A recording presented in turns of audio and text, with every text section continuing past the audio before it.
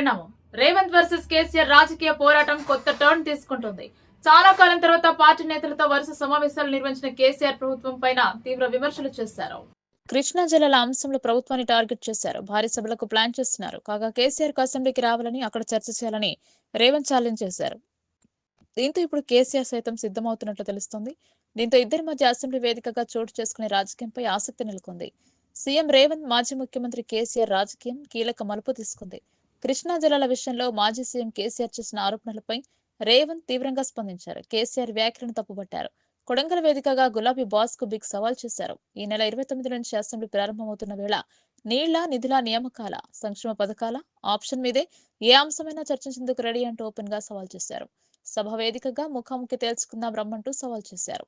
కేసీఆర్ సభకు వస్తే కృష్ణా జిల్లాలపైన చర్చ చేసి అన్ని అంశాలను ప్రస్తావించాలని రేవంత్ భావిస్తున్నారు. అటు కేసీఆర్ ప్రజల్లోకి వెళ్లే ముందే ఈ వ్యవహారానికి ముగింపు ఇవ్వాలనే ఆలోచనతో ఉన్నారు. ఆంధ్రప్రదేశ్ రాజధాని అమరావతిలో ఉన్న వెంకటపాలెం వద్ద మాజీ ప్రధాని అటల్ బిహారీ వాజ్పేయి విగ్రహాన్ని సీఎం చంద్రబాబు, కేంద్ర మంత్రి శివరాజ్ సింగ్ చౌహాన్ తో కలిసి ఆవిష్కరించారు. అనంతరం అటల్ విగ్రహానికి పుష్పాంజలి ఘటించి మొక్కను నాటారు. సభ ప్రాంగణంలో వాజ్పేయి జీవిత విశేషాలతో ఏర్పాటు చేసిన ఫోటో ఎగ్జిబిషన్ ను వారు తిలకించారు. అనంతరం సమీపంలో ఏర్పాటు చేసిన సుపరిపాలనా దివస్ బహిరంగ సభలో ముఖ్యమంత్రి చంద్రబాబు పాల్గొన్నారు. ప్రజా రాజధాని అమరావతిలో అటల్ బిహారీ వాజ్పేయి శత జయంతి ఉత్సవాలను నిర్వహించుకోవడం సంతోషంగా ఉందని చంద్రబాబు తెలిపారు. ప్రపంచమంతా గుర్తించేలా అమరావతిని తీర్చిదిద్దటమే తమ ధ్యేయమన్నారు. స్ఫూర్తిదాత వాజ్పేయి స్మృతి వనాన్ని అమరావతిలో నిర్మించడానికి ఇక్కడి రైతుల త్యాగమే స్ఫూర్తి అని తెలిపారు. చరిత్ర గుర్తించే విధంగా అటల్ బిహారీ వాజ్పేయికి ఘనమైన నివాళి ఇవ్వాలనే స్మృతి నిర్మిస్తున్నట్లు వెల్లడించారు. అటల్ మోదీ సుపరిపాలన యాత్ర బీజేపీ ప్రారంభించిందని 26 జిల్లా కేంద్రాల్లో అటల్ విగ్రహాలను ప్రదర్శించేలా కూటమి పనిచేసిందన్నారు. అమరావతిలో వాజ్పేయి విగ్రహంతో పాటు ఆయన చరిత్ర, సుపరిపాలనను ప్రజలకు తెలిసేలా స్మృతివనం ఏర్పాటు చేస్తున్నామని చంద్రబాబు తెలిపారు. నూతన సర్పంచ్లతో పరిచయ కార్యక్రమంలో భాగంగా కొడంగల్ వేదికగా నిర్వహించిన సమావేశంలో బీఆర్ఎస్ అధినేత కేసీఆర్ పై, బీఆర్ఎస్ పార్టీపై, నాయకులపై చేసిన అనుచిత వ్యాఖ్యలపై BRS LP whip MLA KP Vivekanand తీవ్ర స్థాయిలో ధ్వజమెత్తుతూ సీఎం భాష తీరుపై మండిపడ్డారు. ఈ సందర్భంగా వారు మాట్లాడుతూ ఎస్ఎల్బీసీ, రంగారెడ్డి, కల్వకుర్తి, కొడంగల్ ప్రాజెక్టులపై కేసీఆర్ హయాంలో ఎటువంటి అభివృద్ధి జరగలేదని మాట్లాడే రేవంత్ రెడ్డి, ఎస్ఎల్బీసీ పనులు బీఆర్ఎస్ ప్రభుత్వ హయాంలోనే 80 నుండి 90% పనులు పూర్తయ్యాయనే దానిపై నోరు మెదపరేందుకు గత 2 ఏళ్ల మీ కాంగ్రెస్ ప్రభుత్వ హయాంలో ఎన్ని నిధులు ఇచ్చారో, ఎంత శాతం పనులు పూర్తయ్యాయో కొడంగల్ ప్రజలకు చెప్పాలని అన్నారు. మర్యాద ఉండదని మాట్లాడతలేమో అంటున్న రేవంత్ రెడ్డి, కేసీఆర్ మల్లన్న సాగర్ లో ఉరివేసుకుని చచ్చిపోతానడం, బ్రోకర్లు అనడం, పదే పదే ప్రసంగంలో నీ అమ్మ అని అనడం, నల్లికుట్లూరుడు అనడం, ఇదేనా నీ మర్యాద? ఇదేనా నీ భాష? నీ మర్యాద? నీ భాషకు తెలంగాణ ప్రజలు ఇలాంటి వ్యక్త మన రాష్ట్రానికి ముఖ్యమంత్రి అని సిగ్గుపడాల్సిన పరిస్థితి ఏర్పడిందని కేపీ వివేకానంద్ అన్నారు. జెడ్పీటీసీ, ఎమ్మెల్సీ, ఎమ్మెల్యే, ఎంపీగా గెలిచిన నీకు పాలనలో ఎంత పట్టు ఉందో గత 2000 కాలంలో తెలంగాణ రాష్ట్రంలో జరిగిన అభివృద్ధిని చూస్తేనే తెలుస్తుంది. నీ దొంగ ముచ్చట్లు, కళ్లబొల్లి మాటలు నమ్మలేని కొడంగల్ ప్రజలు ఎమ్మెల్యేగా ఓడగొట్టింది నిజం కాదా అని సవాల్ చేశారు. ఇదే జీహెచ్ఎంసీలో టీఆర్ఎస్ పార్టీకి మెజారిటీ వస్తే 100 సీట్లు దగ్గర వస్తే నేను రాజకీయ సన్యాసం పుచ్చుకుంటున్నాను. సిగ్గుందా రేవంత్ రెడ్డిని మరొకసారి ప్రశ్నిస్తా ఉన్నాను. ఎన్నిసార్లు మాట మార్చినావు, ఎన్నిసార్లు తోక ముడుచుకొని తప్పించుకోపోయినావు, మళ్ళీ ఈరోజు కొత్త శపథం చేసేసి ఏదో నేను రాజకీయాలు ఉన్నంత వరకు నేను కేసీఆర్ గారిని కానీ బీఆర్ఎస్ పార్టీని అధికారం రాకుండా చేస్తా అని చెప్పినావు. తప్పకుండా నీ రాజకీయాలు లేకుండా రోజులు దగ్గరలో ఉన్నాయి. రాజకీయంగా సమాధి కావడం ఖాయం. నీ శపథం ఏముందని శపథం నీకే శాపం అవుతుంది అని చెప్పి సందర్భం మనం చేస్తా ఉన్నాం. దేవుళ్ళను కూడా మోసం చేసినటువంటి ఒక నాయకుడు ఎవరన్నా ఈరోజు రాజకీయాలు ఉన్నారంటే నీకే వర్తిస్తుంది. రైతు బంధు విషయంలో, రుణమాఫీ విషయంలో నేను ప్రజలు నమ్మకపోతే దేవుళ్ళ పైన ఎక్కడ ఏ జిల్లాకు వెళ్తే ఆ జిల్లాలో ఉన్నటువంటి ప్రసిద్ధంగాంచినటువంటి ఆలయంలో అక్కడ దేవుని పైన మీరు ప్రమాణం చేసి అమలు చేయక తప్పించుకున్నావు. నేను బీఆర్ఎస్ పిప్గా డిమాండ్ చేస్తా ఉన్నా, అసెంబ్లీ సమావేశాలు ఖచ్చితంగా బీఆర్ఎస్ పార్టీ ఎలాంటి చర్చకైనా సరే ఎలాంటి అంశం పట్ల చర్చించడానికి సిద్ధంగా ఉన్నది. మీ అడిగే ప్రశ్నలకన్నీ సమానం చెప్పడానికి సిద్ధంగా ఉన్నది. దమ్ము ధైర్యం ఉంటే మా మైక్ కట్ చేయకుండా అని స్పీకర్ని ప్రభావితం చేయకుండా మాట్లాడు. మేము మాట్లాడుతుంటే కుక్కల్లాగా మొరగడం కాదు, ఎగబడడం కాదు. ఎస్, మీకు అనుమానాలుంటే అనుమానం ఇప్పటికీ నివృత్తి చేసినాం. ఏ శాఖదైనా సరే, నీకు ఇరిగేషన్ డిపార్ట్మెంట్ దా, ఫైనాన్స్ డిపార్ట్మెంట్ దా, హెల్త్ డిపార్ట్మెంట్ దా, ఎలక్ట్రిసిటీ డిపార్ట్మెంట్ దా, పురపాలక శాఖదా, ఏ శాఖదైనా సరే అన్ని శాఖల గురించి మేము స్పష్టంగా మా 10 సంవత్సరాల ఒక ప్రగతిని వివరించి మీరు చేసినటువంటి ఆరోపణలన్నింటి కూడా తప్పుడు ఆరోపణలని నిరూపించడం అసెంబ్లీ సమావేశాల్లో. ఈ రోజు కూడా నువ్వు అసెంబ్లీ పెట్టి దొంగలాగా ఈ రోజు పెట్టేసి 3 రోజులు పెడతా అని చెప్పి తప్పితే ఎందుకు 3 రోజులు పెడతావు? పెట్టు, ఖచ్చితంగా పిఎస్సీ మీటింగ్ లో పెట్టు, వారం 10 రోజులు పెట్టు. చాలా అంశాలను చర్చించాల్సినవి. ఇంకా దొంగ మాటలు మాట్లాడుతుంది దీనిపైన. అంటే ఇది షాదీ ముబారక్ పైన మాట్లాడతావరా, కళ్యాణ లక్ష్మి మాట్లాడతావరా, పెన్షన్ మీద మాట్లాడతారా అని సిగ్గులే కూడా మాట్లాడుతున్నావు. ఇంత బుద్ధి జ్ఞానం, ఇంగిత జ్ఞానం ఉందా రేవంత్ రెడ్డి అని ప్రశ్నిస్తా ఉన్నా నేను రోజు. నువ్వు అసలు నాయకుడివేనా? అసలు నువ్వు 2000 పెన్షన్ 4000 రోజులు చేస్తా అని చెప్పినావు. సిగ్గు లేదా ఇంకా మాట్లాడుతాను? ఏ రకంగా పెన్షన్ చేస్తా అని చెప్పినావు? తులం బంగారం ఇస్తా అని చెప్పినావు. నువ్వు కళ్యాణ లక్ష్మికి ఇస్తున్నావా ఈరోజు? ఇంకా కూడా అబద్ధాలు మాట్లాడి, ఇంకా కూడా తప్పుడు మాటలు మాట్లాడి ప్రజలను మభ్యపెట్టే ప్రయత్నం చేస్తా ఉన్నావు. కేసీఆర్ గారు అంత పెద్ద నాయకుడిని పట్టుకొని ఈ రకమైన భాష మాట్లాడడం చూస్తా ఉంటే ప్రజలు ఆగ్రహ జ్వాలలో ఖచ్చితంగా నువ్వు కొట్టుకోవడం ఖాయం. తప్పకుండా నీకు తగిన గుణపాఠం తగ్గేది ఖాయం అని చెప్పి సందర్భంగా నేను హెచ్చరిస్తా ఉన్నాను. నీ యొక్క శబదమే నీకు శాపం కాబోతున్నది. నీ యొక్క శబదం నిలబెట్టుకో. తప్పకుండా రాజకీయాలు లేకుండా అయితోను బీఆర్ఎస్ పార్టీ విజయాన్ని నువ్వు కాదు కానీ తాత జేజమ్మలు వచ్చినా సరే చేయలేరు. మీ కాంగ్రెస్ పార్టీకి జాతీయ స్థాయిలో కొట్టుకోబోతున్నది. నీ కాంగ్రెస్ పార్టీని చూసుకో ఫస్ట్. నువ్వు దాన్ని కూడా తెలంగాణ రాష్ట్రంలో ముంచేసేది ఖాయం. నేను అధికారం తీసుకొస్తా అని చెప్పేసి ఏదో పెద్ద పెద్ద ఉపన్యాసాలు చేస్తా ఉన్నావు. తప్పకుండా నీకు గుణపాఠం తప్పదు. మేము అసెంబ్లీ సమావేశాల్లో ఎలాంటి అంశం పట్టైనా చర్చించడానికి సిద్ధంగా ఉన్నాం. ఈ రోజు కూడా హైదరాబాద్ ఇంత పెద్ద నగరాన్ని, ఇంత పెద్ద శివారు ప్రాంతాల నుండి గ్రామాలన్నింటినీ కూడా కలిపి ఈ రోజు గ్రేటర్ హైదరాబాద్ చేసినవే ఈ రోజు కోట్ల ముట్టకాయలు పడ్డాయి కదా నీకు సమానం చెప్పి ఇంత పెద్ద ప్రధానమైన అంశాన్ని చర్చించకుండా నువ్వు నిర్ణయం తీసుకున్నావు. నీ యొక్క ఆర్డినెన్స్ ద్వారా తీసుకొస్తున్నావు. దమ్ముంటే ఆ సబ్జెక్ట్ కూడా పెట్టు, అన్ని అంశాలు పెట్టు. అన్ని అంశాలు ఏ అంశమైనా చర్చించడానికి సిద్ధంగా ఉందని చెప్పేసి సందర్భంగా మనవి చేస్తా ఉన్నాను. తప్పకుండా ఈ అసెంబ్లీలో నీ బట్టలు ఇప్పడం గాయం రేవంత్ రెడ్డి అని చెప్పి సందర్భంగా హెచ్చరిస్తా ఉన్నాను. అందరికీ నమస్కారాలు. మరి నిన్న ముఖ్యమంత్రి రేవంత్ రెడ్డి గారు తన యొక్క నియోజకవర్గంలో మరి సర్పంచులని ఉద్దేశిస్తూ మాట్లాడుతూ మా యొక్క అధినాయకుడు కేసీఆర్ గారి పట్ల, మరి మా యొక్క పార్టీ కార్యనిర్వాహక అధ్యక్షుడు కేటీఆర్ గారి పట్ల, హరీష్ రావు గారి పట్ల, అదేవిధంగా ఇతర శాసనసభ్యుల పట్ల తీవ్రమైన పదజాలంతో, ఒక బజారు భాషతో, ఒక చిల్లర భాషతో, ఒక దిగజారుడు నాయకుడిలాగా వ్యవహరించి మాట్లాడిన తీరుని మేము తీవ్రంగా ఖండిస్తూ ఉన్నాం.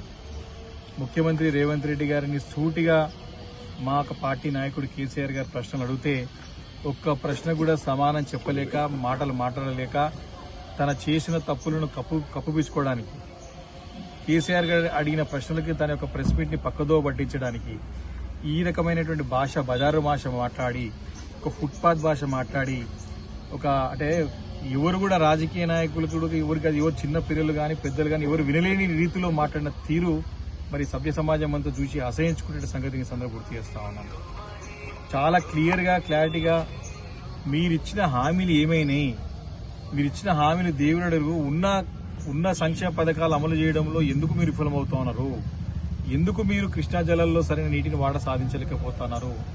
ఎందుకు మేము దాదాపు 80%, 90% పూర్తి చేసిన ప్రాజెక్టులను ఎందుకు 2 సంవత్సరాలు పూర్తి చేయలేకపోతున్నారని అడిగిన ప్రశ్నకి సమాధానం చెప్పలేక, సమాధానం లేక ఈ రకమైన దుర్భిషలు ఆడడం మాత్రం తీవ్రంగా బీఆర్ఎస్ పార్టీ పరిగణిస్తూ ఉంది.